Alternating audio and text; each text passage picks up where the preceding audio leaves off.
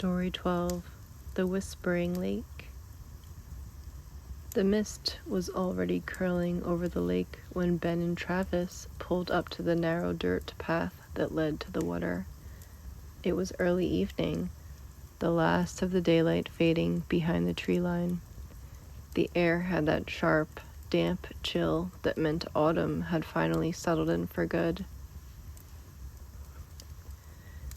They'd planned this fishing trip for weeks. Just two friends, a cooler of snacks, and a small aluminum boat. No phones, no noise, just peace. By the time they pushed off, the lake was glassy and still. The mist thickened as they rowed toward the center, swallowing the shoreline until the world around them became only gray air and quiet ripples. Even the sound of the oars seemed muffled. This place feels different, Travis said softly, glancing around. Ben laughed. You're just not used to silence. But as the minutes dragged on, they both noticed it. The air seemed to hum faintly, a low, distant sound, like a whisper carried across the water. Every time the mist shifted, it seemed to come from somewhere else. They tried to focus on their lines, but the feeling of being watched kept creeping in. The hair on their necks stood on end. Then it came again. A splash, faint but close, followed by slow movement in the fog, as if something large had just slipped beneath the surface.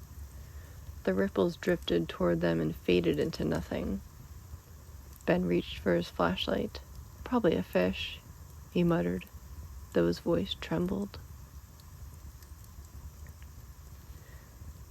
The beam cut through the mist in shaky circles. That's when they saw them.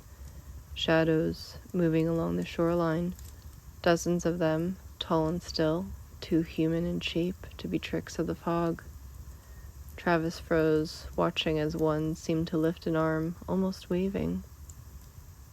Then, as quickly as they appeared, the shadows faded back into the mist. The lake went silent again. Even the crickets had stopped. Neither of them spoke for a long time.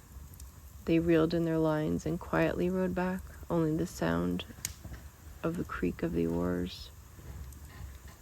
When they reached the dock, the fog parted just enough for them to see their own footprints in the damp wood. But next to them, clear as day, were two other sets of prints leading down into the water. They never came back to fish there again, but sometimes, when the night is still and the air grows cold, they both swear they can hear it again, the faint whisper rising from the lake, calling them back.